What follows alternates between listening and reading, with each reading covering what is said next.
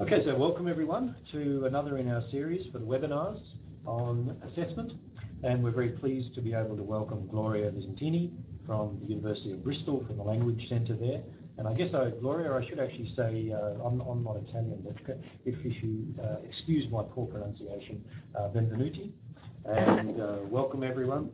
And this session, Gloria will be talking about electronically mediated peer assessment, a case study on oral assessment. So Gloria, I'll hand over to you now. Hi Jeff, and hi everyone. Thank you ever so much for the invitation to take part in the Transforming seminars. Today I will be talking about peer assessment and describing an activity planned for students of foreign languages. I am a tutor of Italian, and the activity I have designed focuses on oral communication improvement and consists of students electronically assessing the Italian speaking skills of their fellow classmates. I must say that I have developed this activity in collaboration with Roberta Perli, an experienced e-assessment advisor at the University of Bristol. She is the one who introduced me to the Blackboard function of peer assessment, and she has supported me all the way through the implementation process. Here in more detail is what I'm going to talk about today. I will start with some background information. I will then explain the rationale behind the activity. Then I will describe the peer assessment activity itself. And finally, I will talk about the strengths and limitations and the future developments of the activity I have designed. Right, let me start with some background information. First of all, I would like to talk about who the activity was designed for. Until now, the activity has been carried out by students who are doing a degree in Italian. It has been carried out by our first-year students, not the beginner students, but what we call the post-A-level students. The activity requires some knowledge of the Italian language, and the post-A-level students had already studied Italian at school. So they are familiar with basic Italian grammar, but more important, if you like, most importantly, for the purpose of the peer assessment activity, they can hold conversations in Italian. As you can see from the slide, last year we had 21 post-A-level students. I also would like to say something about the post-A-level program. In terms of the degree program, the post-A-level students receive 3 hours of language teaching per week, 2 hours allocated to the improvement of their written and reading and translation skills, but also a 3rd hour devoted to listening and oral communication skills. My activity, the peer assessment activity I have developed, is part of the speaking and listening course. So I have incorporated the activity into that particular course. It doesn't take over the whole course. It is carried out only twice a year, and it is a formative assessment and not summative. Right. Now, moving on to the rationale behind the peer assessment activity.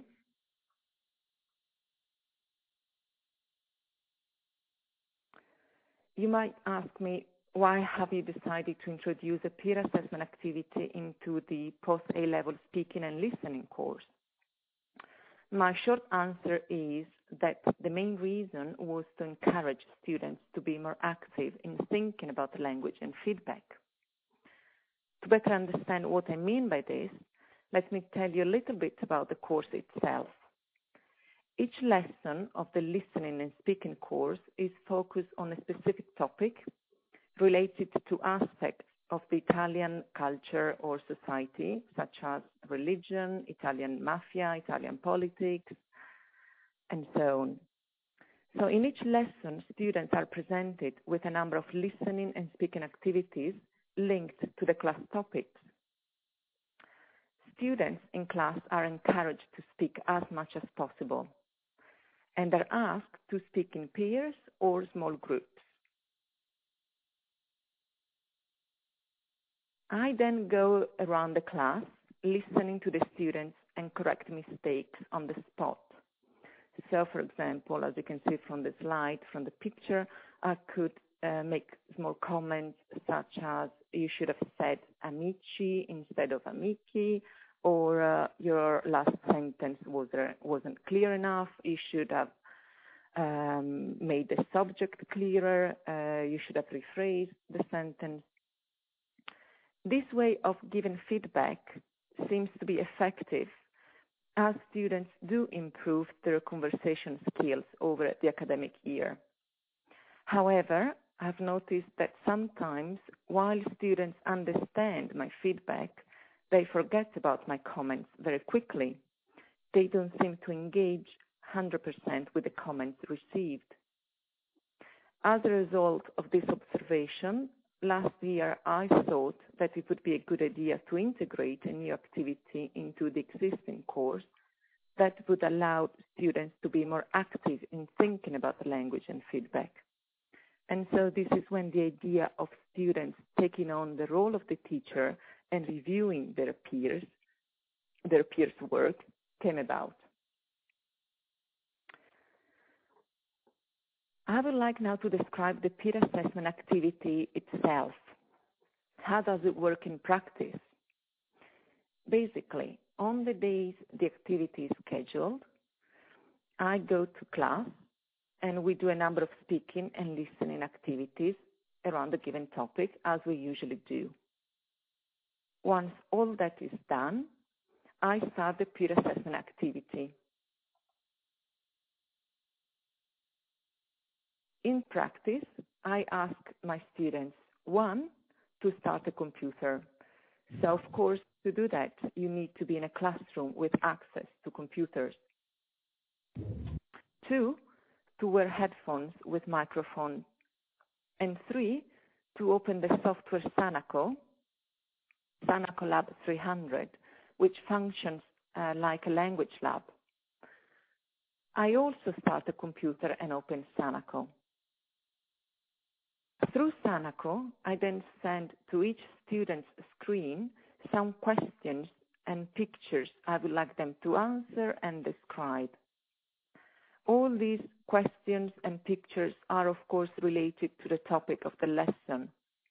So if the topic is the Italian cinema, I might ask my students to answer questions such as the following. Descrivi il tuo film italiano preferito. Or if we are discussing the concept of good or bad manners in Italy, I might ask students to describe the following pictures.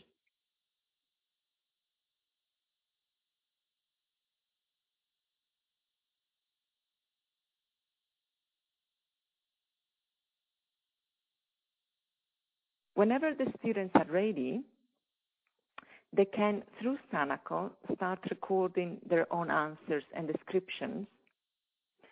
These are saved on a school drive. Once the lesson is finished, I go to my office and through the software Audacity, link all the answers of each student together and create one big audio file for each student. Audacity is an audio editor which you can download. Hello? That's fine, Gloria. I was saying Audacity is an audio editor which you can download for free from the internet. And the slide shows an Audacity interface. I then create a Blackboard course. Blackboard is the University of Bristol virtual learning environment. This slide shows one of the Blackboard courses I have created for the peer assessment activity. So I then upload all the audio files onto Blackboard and set up the peer assessment function. Okay.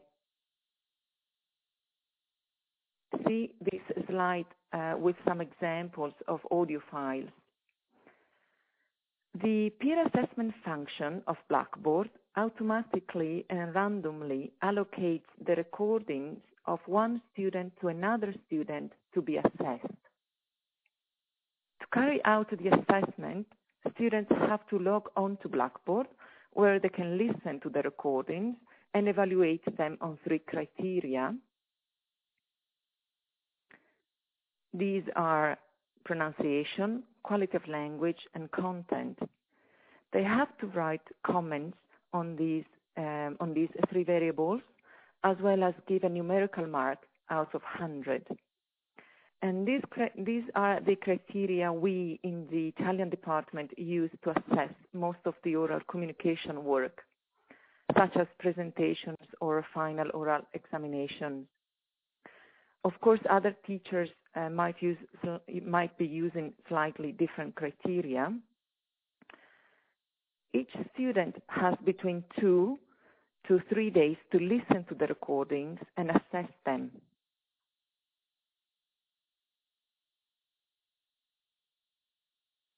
This slide shows how the numerical evaluation looks at the end.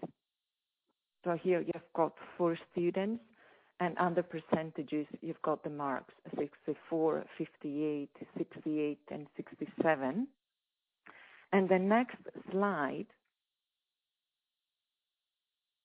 shows an example of the type of comments students make to each other. So first section, pronunciation, second section, quality of language, and third section, content. Of course, Roberta and I are always at the end of the email for assistance and support. So to summarize, I use Sanako Lab 300 to record the students' discussions. I then use Audacity to link together all the answers of each student and create one big audio file for each student, and then use Blackboard for students to peer assess each other's speaking skills.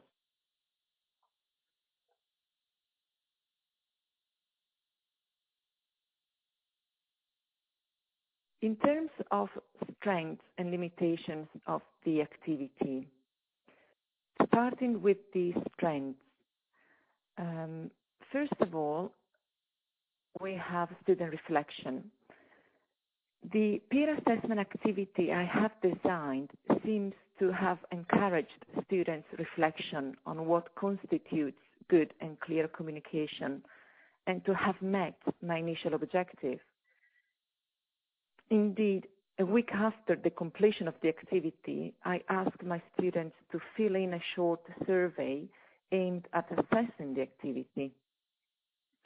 All my students have said so far that in reviewing their peers, they have begun to be more reflective and to think differently about the way they speak.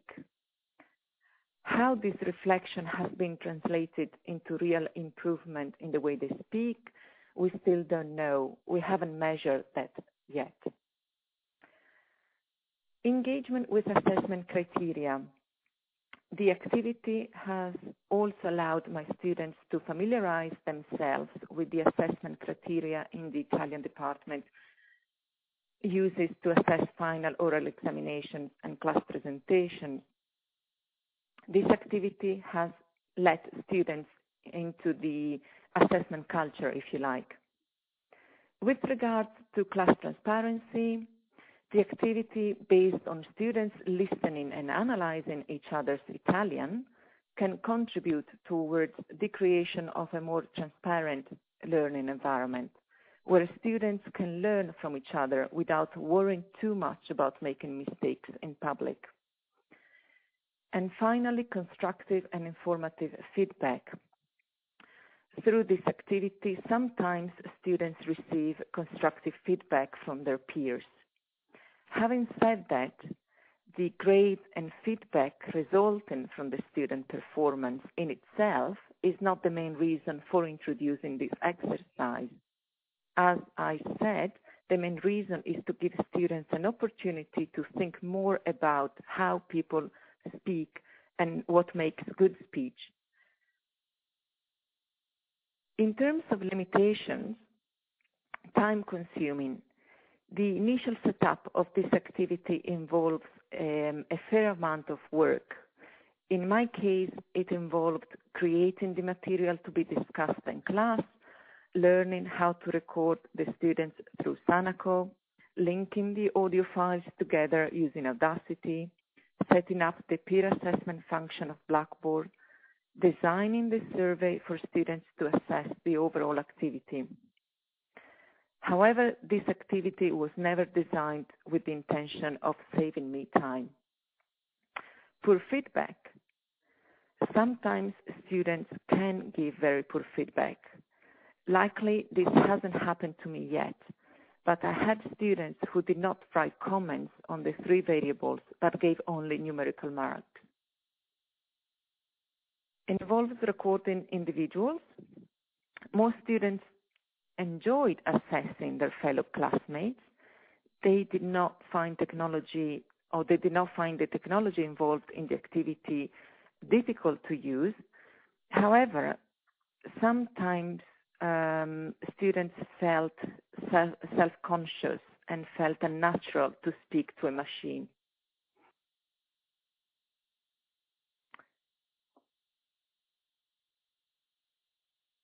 Future developments. For the future, I would like to change the activity slightly. I'm thinking of asking students to assess different kinds of material, not only images, but also videos or class presentations and role plays. I also would like to adopt the peer assessment activities with Year 2 and Year 4 students because I think they would benefit from it as well. And finally, I'm also considering introducing a peer assessment activity or a self-assessment activity into all my writing skills courses so that students can actively familiarize themselves with the criteria for written work as well. Well, thank you very much for listening. What are your Okay, Gloria, Sorry, Gloria. Thank you very much for that. That's great because you've given us lots of time for discussion, and that's really a good thing that we try to encourage in the webinars, and also to get some contributions from the participants as well. So you've presented a particular model that you've used there for getting the students to be able to give that peer review and peer feedback, and then how you've actually used the learning management system as part of that. Darren has been making some comments there as well. Darren, did you want to take the microphone and make any comments?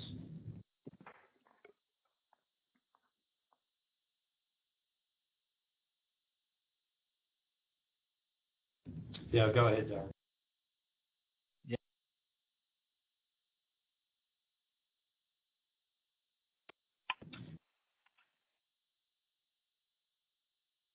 Yeah, you need to make sure you kick down the control button or to click the button sorry. if you want to keep talking. Yeah. Can you hear me now? Yes. Yes. We use a Sanako Lab 300 with the blog tool in Blackboard. Right. I teach at QUT International College here in Brisbane, in Australia, and we have mainly international students from East Asia and also Saudi Arabian students. But I find the student recordings are great in terms of peer-to-peer learning in terms of pronunciation, and also, it gives some students' pronunciation is a lot stronger, especially the Saudi Arabian. So they act as very good models and break down a lot of the effective filters there are between the weaker students and the instructor. So we've had quite a bit of success with that, and doing a lot of jigsaw activities, like, for example, defining vocabulary. I get a different student to define a different a different item of vocabulary and a different stress marker, and we record it and we put it on the Blackboard blog, and then they all go in and listen to the different student-generated definitions and match them to a master sheet, and that works very well as well. Well, thank you very much for this. As you can see, my activity is basic at the moment. I'm using only open questions and pictures to be described, but the idea is to become a little bit more sophisticated and use different kind of materials. Yes, I've never used more creative. I've never actually worked out an application for the self-assessment tool on Blackboard, but that's given me a great idea for self and peer assessment with our learners. So that's an excellent. It's something I've never actually considered doing. I really appreciate you going through that lesson. Do you find your students self-conscious when they have to speak to a machine? At first, and especially, it tends to be East Asian women, Japanese women, and to some extent Korean women.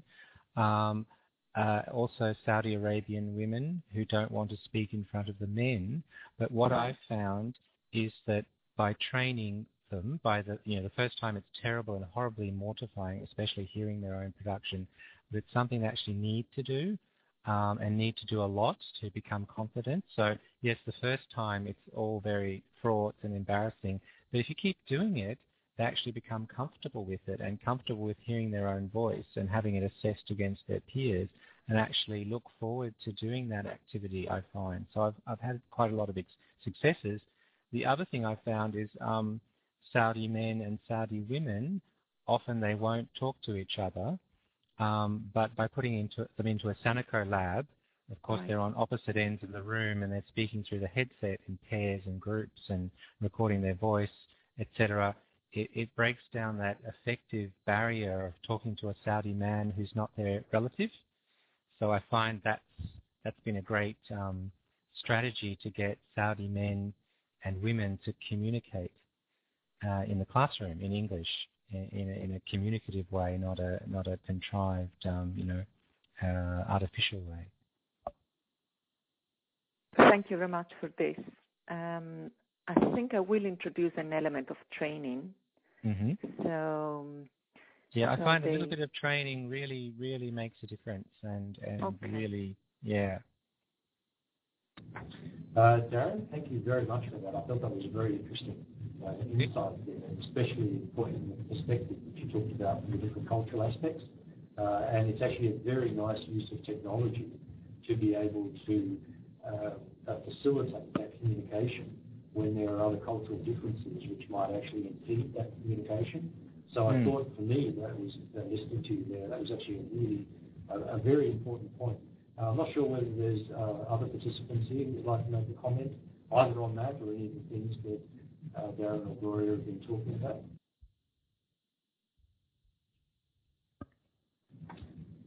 Darren, I wondered if you wanted to release the mic at this stage.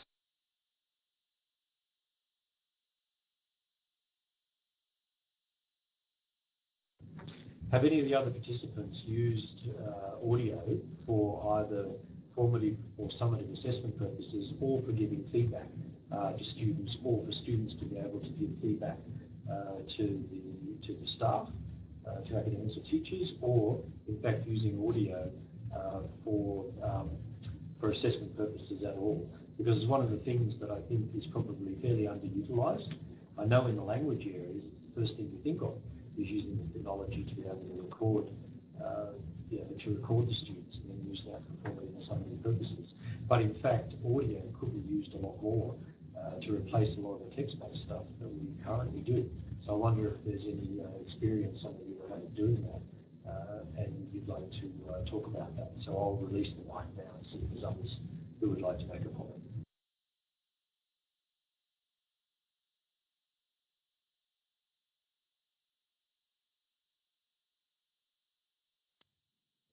Hello? Yes. Sorry, it's me again.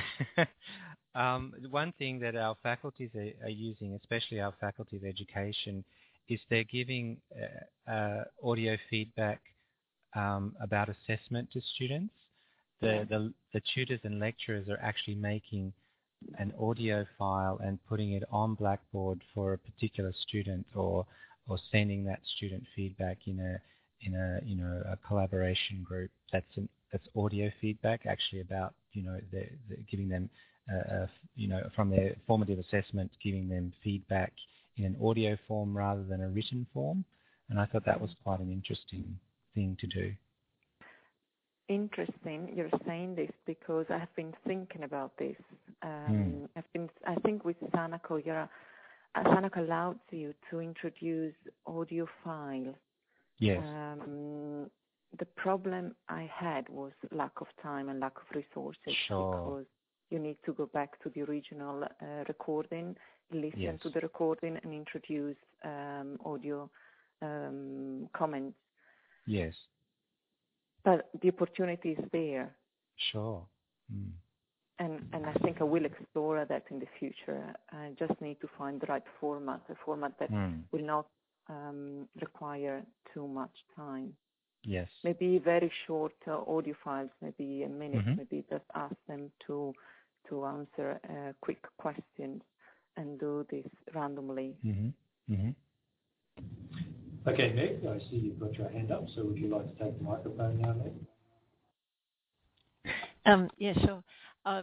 My interest, thanks, Gloria, first of all, for the presentation. I am very interested in pronunciation and language development, but I won't talk about that today. It's my other hat. But mainly I'm interested in feedback on presentation skills.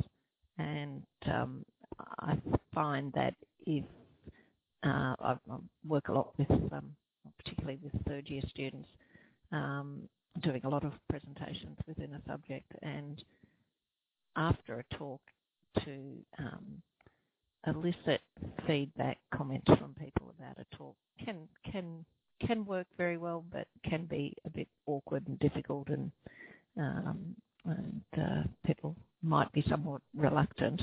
And so I think the more sort of that what you've described there looks like a good way of doing that. I mean, it is. You can sometimes set up a group environment, because I have another group that works as a club, and they meet and they practice talks and they give feedback, and that's specifically what they've come along to do. But within the context of the subject in science, where the presentation is just one of many things, I think the opportunity to do it on that format within the LMS system looks good. Do they, in the example you showed us, was it just one student commenting on one other student? There was a column that had averages or something. So does that mean you can set a file up and have a number of students give comments? I assume that would be something you could do. Is that the case? I'm not sure, but going back to the original point, from my experience, students accept criticism from their peers easily, actually. Having said that, I encourage my students to be constructive with their feedback, so I really discourage poor feedback. And I think my example was clear, going back to this slide. I thought this was a good example of constructive feedback.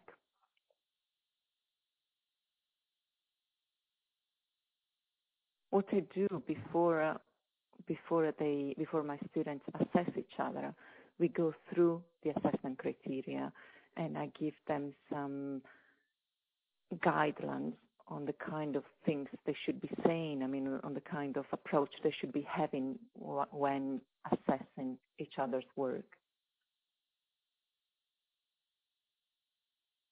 But they take the role of the teacher very seriously.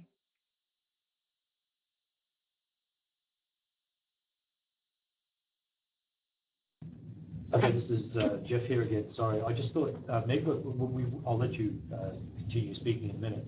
What I thought we might do while we're having the discussion is we have a survey that we normally put up at the end of the presentations, and I thought while we're doing the survey, people might be able to fill out the evaluation survey. So, Gloria, if it's okay with you, I might put that up, and then we'll let people do that while we continue with the discussion and the questions. Sure. Yeah. Someone asked me if this was formative or summative assessment. this is just formative.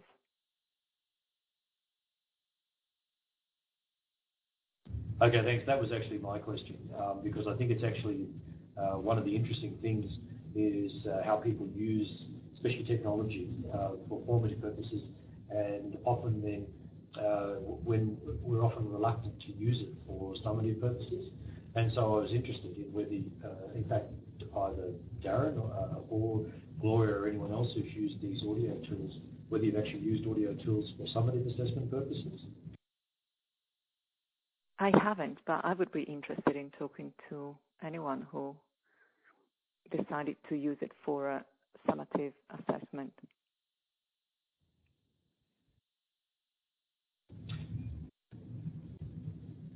Okay, Darren? Yes, I've used just the Sonico system for summative assessment. It has a test function where you can collect students' responses to questions you asked, and it very primitively, the problem I have with the technology is it saves it to a cassette tape and not digitally, but it does work quite well. You can actually ask questions in a test situation and it will collect responses. It's in the little test tools of the Sonico Lab 300, and so I have used that part of it for summative assessment. And I think, Darren, there was a question there from Bernie. Can you see that? Yes, I can see the question. Is it only one person who assesses another? The answer is yes, in my case, but I guess you could have group evaluations as well.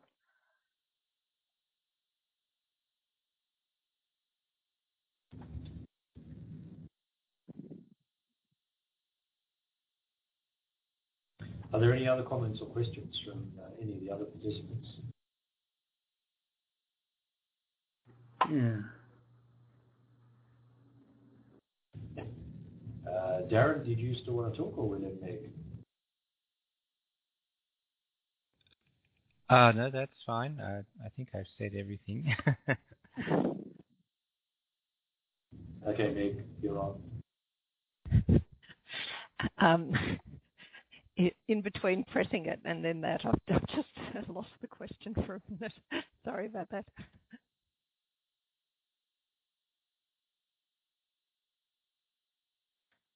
Oh, yeah. What I was going to ask about, Gloria, was the person who is rating the speaker. Is that the person who's have they had an interaction with them through the headphones in the task, and then the speaker is recorded and then the listener gets to assess it? So have they sort of heard it live and then they hear it again, or is it some other student who's assessing them? Some other student, yes. And Blackboard allocates the recordings of one student to another student randomly.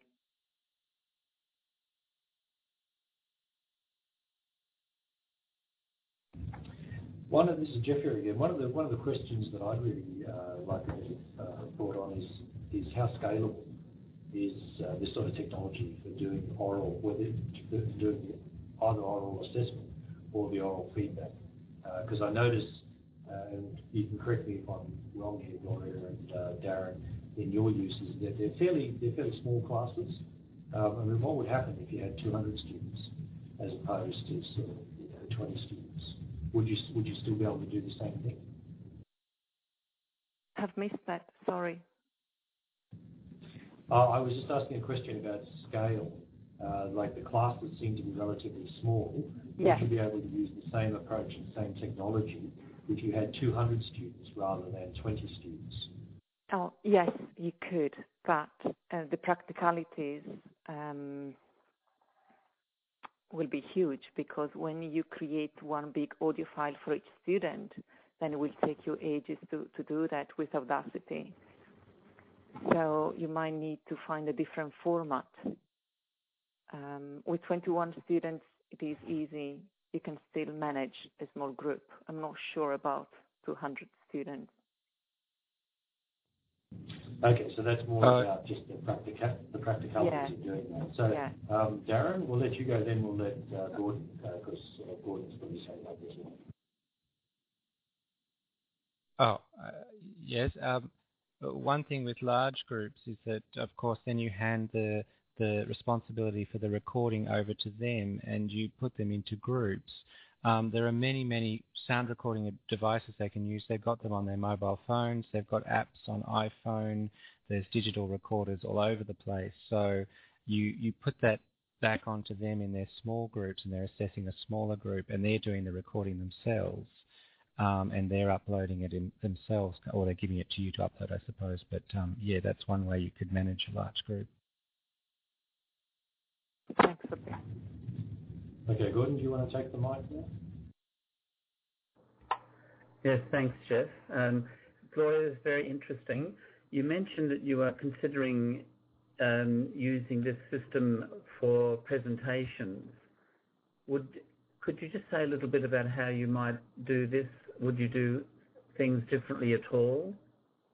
Or would you simply follow the process that you've described? Well, it is just a thought at this stage. I haven't really designed the activity yet. So I can't really say much about this. I was just thinking that, as Claire was saying before, it would be good if they could assess each other's presentations on top of assessing each other's conversations. I need to sit down and think about how to develop this in practice. So I'm sorry I can't answer your question right now. Oh, that's fine, thanks.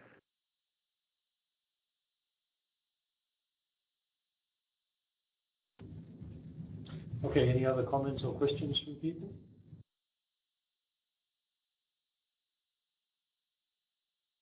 There is a comment from Bernie saying randomly, so you don't pre-decide. That's right. That's correct. So I don't decide. And I think that is a big advantage of the peer assessment function of Blackboard. There is another comment from Matthew. You could record video clips, yes. And I would like to do that because in terms of pictures, it's very difficult to find pictures that summarize aspects of Italian society, and you always go for the stereotypes to provoke a certain discussion. Whereas if I use a different kind of material, like video clips, they can then discuss less stereotypical issues, and that would be better in terms of content of my program, of my lessons.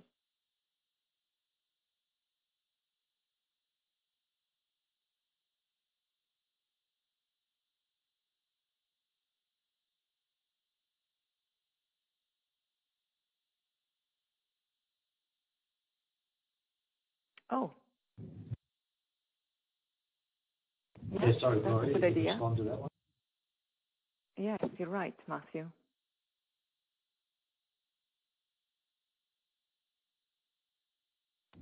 I mean, certainly, Gloria, I think your whole presentation here has sort of made us think a lot more, I think, about what are the possibilities, what are the options. Because often in I'm thinking particularly about assessment here, we go for something which is fairly standard, fairly routine, things that we're used to doing, but we certainly need to explore some of these new options for the technologies enable us to do. And certainly we can capture a much richer responses from the students if instead of just obviously just using simple text-based things, we now start using the audio and the video because we can record a lot more, we can document a lot more, and then there's actually a richer experience for us to be able to make judgment about, but also to give feedback on. Yes, that was the idea. The idea was to start exploring with different formats and different ideas as well, and make the students more reflective. But this is just the beginning. Potentially, you can do much more. And actually, yeah, and of course we can capture a much richer view of what the students can and sometimes cannot do And I think these sorts of multimedia environments allow us to do that. So I think they open up a huge range of possibilities for us. I think, getting back to my point before about scale, I think one of the problems that we will have with this is just as we move into these sort of new ways of being able to assess students, is this business with scalability. Because I think any of these new interesting ideas always seem to work well when you've got small classes, but then you have a lot of practical issues when you have very large classes. And in fact, I'm thinking of some of the very, very large classes that might be up to 1,000 students or something, and how we actually manage those sorts of things. So I can see there's a whole stack of people who have put their hand up. Gordon, is yours still up to make a comment? No, I think I said everything I wanted to say. Okay, Gordon. That's, I think if it were possible to, it'd be interesting to see how presentations could come into play. Since in the classroom they tend to take a lot of time, being able to do this electronically, I think would be a very interesting move to have students actually talking, even if they're only going to be heard by one of their peers. The influence of how the simple act of being able to speak to somebody else in an efficient way and get feedback could be very interesting to be exploring. Thank you. And Meg, you're next. Gloria, just another question about the feedback on the screen that you showed us, where a student's name appeared and then there was some, a rate, an assessment or a percentage, and then you could. Is that screen visible to all students? Can all students see all the feedback that everyone's got, or does a student just have access to see the feedback on their presentation? Just access to the students they have assessed. So they don't see all the assessments. There's there's the interface I see. That's my view. Right, so a student can see how one assessed them. Yes. Thanks. And Frank, you're next. Hi everyone, thanks Gloria for a really informative talk. I've just got one question really, and that is in relation to the peer assessment function in Blackboard. It's been mentioned a couple of times, but I'm not clear on exactly what it actually does. Can you repeat the question? Sorry. So the peer assessment function in Blackboard, I'm not sure what it actually does and how it adds any value to the process. Yes, it does. First of all, it allocates pairs. It creates pairs. So as I said, it puts one person, it connects one person, one student with the other student. And also, it allows you to create comments, and it allows you to leave a numerical mark.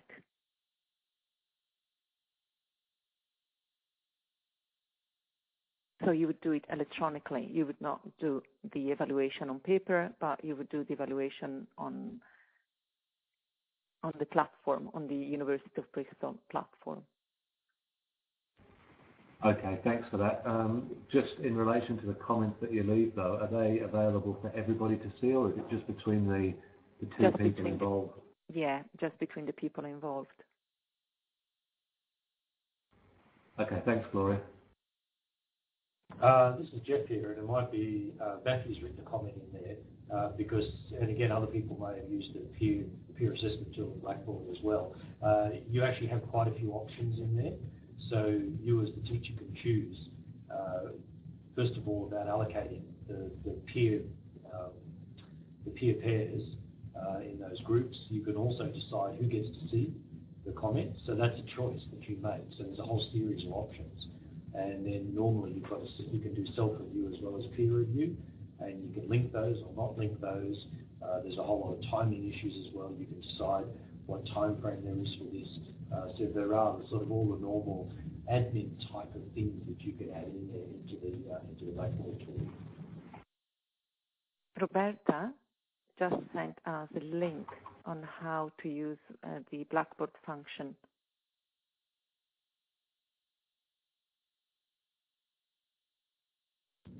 Yeah, thanks, Roberta. Okay, with the Blackboard, if you're on 9.1, which is, I think, the more recent one, or the one that a lot of people are on, that has some of these features in there. There was also a building block that many people were using previous to that.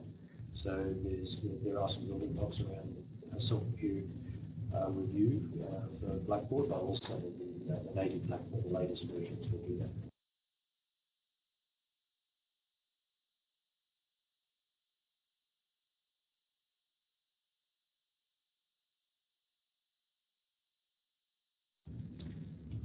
Other comments or questions from people?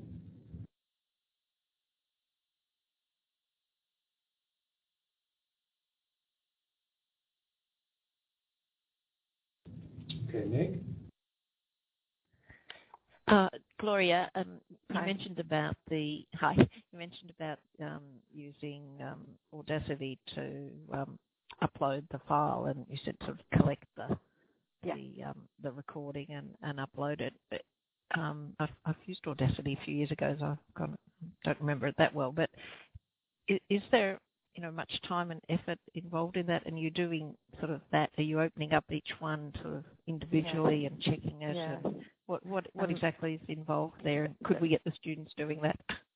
They could, actually. You're right. They could do that. The functions to learn are very easy. All you need to do is copy and paste. It's just a boring activity and requires time. But maybe we should, maybe it is something that we should ask students to do to save our time. Would they have the authority or the sort of capability within the system to be able to upload it onto that site? Yes, and as I said, you can download the software for free from the internet, so they will have access to the software. Do you sometimes use that opportunity just to have a bit of a listen as you're doing that? Is that also something that is involved when you do it? Yeah.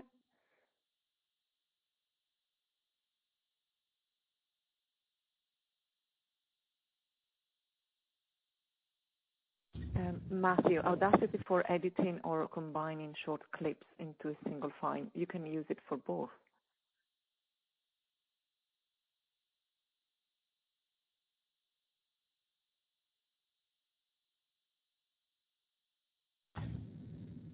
Okay, any further comments or questions?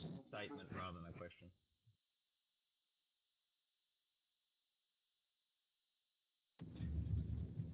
Sorry, Matthew, I may have come in over the top of you there. Do you want to say that again? Sorry, I just wanted to clarify, Gloria, that was a statement rather than a question. I was just letting people know you can do both. That's what the Audacity was for. Great, thanks.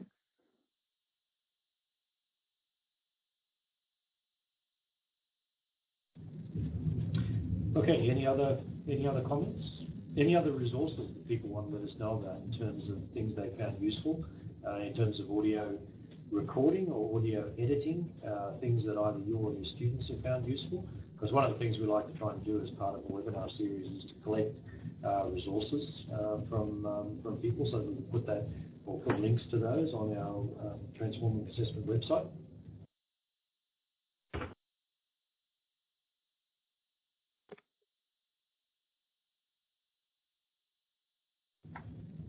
Okay, Darren, I think, is it? Yeah, Darren. Yes. What I have done as well is with our students is they all made sound files, sound recordings of what helped them the most get into faculty. These are students who've gone into faculty and graduated, and we wanted to do podcasts on Blackboard for other students to go to. But what's really good as well is making available the RSS feed on the Blackboard site, and then because students have mobile devices now, telling them to subscribe to that feed on their RSS app or whatever they're using, to get those podcasts, so you can use your Blackboard site as a little web server podcast hoster for that RSS thing, and we found that it's really good because it's peer learning, and again all of those study skills that students have, the mentors have, that they can share with the new students coming through.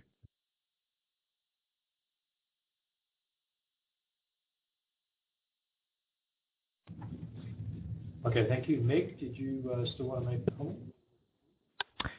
Hi, yeah, thanks. I just wanted to check with something that was written on the little printed screen there a little while ago. It was a comment about Moodle and something about Nanogong applet to submit an audio assignment. I can't remember who wrote it or what it was about, but anyone had any experience on Moodle doing these things?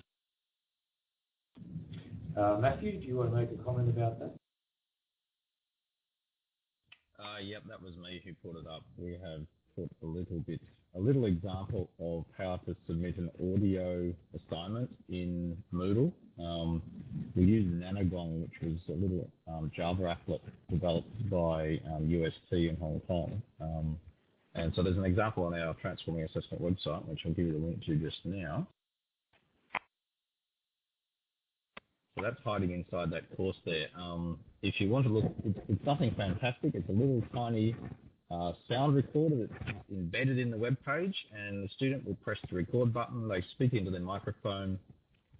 It records the file directly to the server, and then they just press this submit assignment button, and it sends it off to the, you need to set up obviously an assignment in Moodle. So it will submit their assignment off to the electronic assignment box essentially in Moodle. We haven't set up any peer assessment part of that, but I dare say there would be some plugins and things, peer assessment plugins available for Moodle. There's a lot of plugins out there, so it might be something we should search up later as well. By the way, the link that I put up there, you'll need a username and password on our Transforming Assessment site if you don't already have one. If you have a education domain, in other words in Australia or UK or anywhere else, you can self-sign up to our server, and then you'll be able to see the little example, because you need to be able to get inside the course, and guest access, you can't see the assignment submission part, so, which is the significant bit in this case.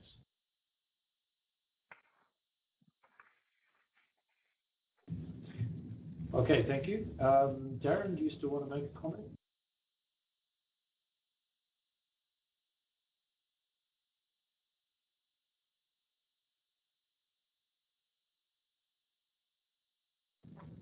No, perhaps not. So are there any other comments from people or any other questions you'd like to ask?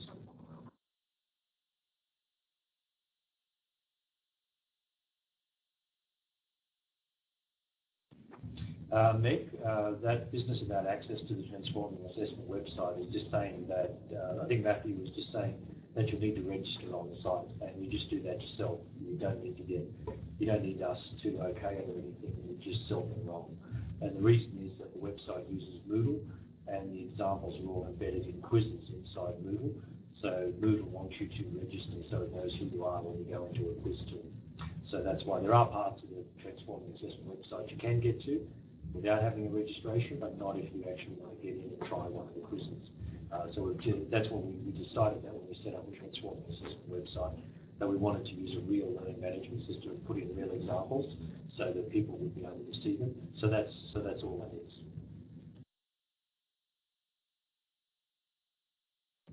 Okay, any other comments or questions on the use of audio?